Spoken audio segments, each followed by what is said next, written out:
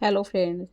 अनुपमा के आज के एपिसोड में आपने देखा कि अनुपमा सांप से विनती करती है कि वह उसे जाने दे ताकि वह राही को बचा सके। वह सांप से मदद की गुहार लगाती है। इस बीच राही अनुपमा को मदद के लिए पुकारती है। अनुपमा राही को चिंता ना करने का आश्वासन देती है और कहती है कि वह उसे बचाने के लिए जल्द ही वहां पहुंचेगी। राही पहुंचती है। अनुपमा को कैसे पता चला कि वह कहाँ है। अनुपमा उसे पूछती है कि उस अनुपमा को कैसे पता चला कि वह कहाँ है। अनुपमा उसे बताती है कि अनुज ने उसे ढूंढने में मदद की थी। राही बताती है कि उसका लॉकेट उसे गड्ढे के पास था। अनुपमा कहती है कि अनुज आत्मा रूप में उनके साथ है और राही को चिंता ना करने के लिए कहता है।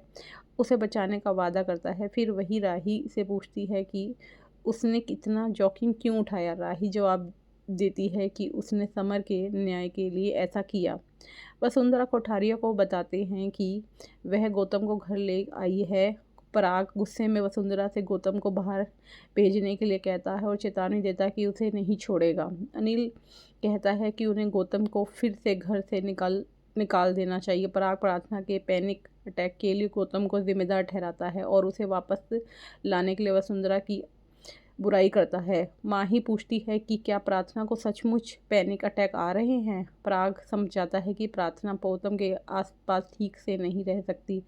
प्रेम आगे कहता है कि गौतम की मौजूदगी ने सिर्फ उनका व्यवसाय को प्रभावित कर रहा है, बल्कि प्रार्थना को भी असहज सही नहीं लग रहा है। जब गौतम प्रार्थना उसके बच्चों के लिए चिंता दिखाता है तो अंश उस पर गुस्सा हो जाता है। हालांकि वसुंधरा गौतम का पक्ष लेती है। गौतम कोठारियों से माफ़ी मांगता है, लेकिन वसुंधरा जिद करती है कि वह कहीं नहीं जाएगा।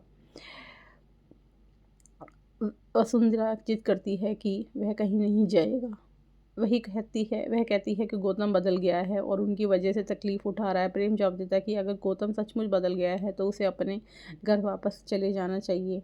पराग सहमत हो जाता है, लेकिन वसुंधरा अड़ी रहती है और घोषणा करती है कि गौतम उनके साथ रहेगा चाहे कुछ भी हो जाए। वह सभी को याद दिलाती है कि गौतम ने एक बार उनके लिए अपने पिता से लड़ाई की थी और उसके परिवार ने उसे छोड़ दिया था। प्रेम कहता है कि कम से कम गौतम के पिता समझदार हैं। वसुंधरा के उल्ट पराग फिर जोर देता है कि गौतम उनके साथ नहीं रह सकता, लेकिन वसुंधरा यह कहकर बहस खत्म कर देती है कि उसका फैसला अंतिम है। गौतम यहीं रहेगा। इस बीच अनुपमा राही के पास पहुंचती है और उसे बचाने का आश्वासन देती है। हालांकि राही अनुपमा को जाने के लिए कहती है और उस पर आरोप लगाती है कि उसने पहले भी उसे कई बार छोड़ा है। अनुपमा हैरान रह जाती है। जैसे ही बारिश शुरू होती है, अनुपमा राही से जल्दी से जाने का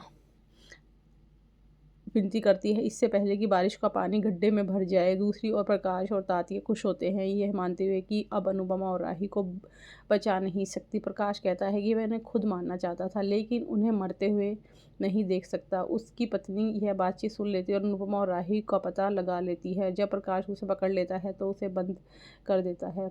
वह उससे रुकने की विनती करती है और चेतावनी देती है कि अनुपमा एक अच्छी औरत है, उसे ईश्वर का भय मानना चाहिए और वह अनुपमा और राही की सुरक्षा के लिए चिंतित है। अनुपमा राही को खुद को बचाने की कोशिश करते रहने के लिए प्रोत्साहन करती है। हालांकि राही अनुपमा से खुद को बचाने और यह साबित करने के लिए कहती है कि कितनी महान है।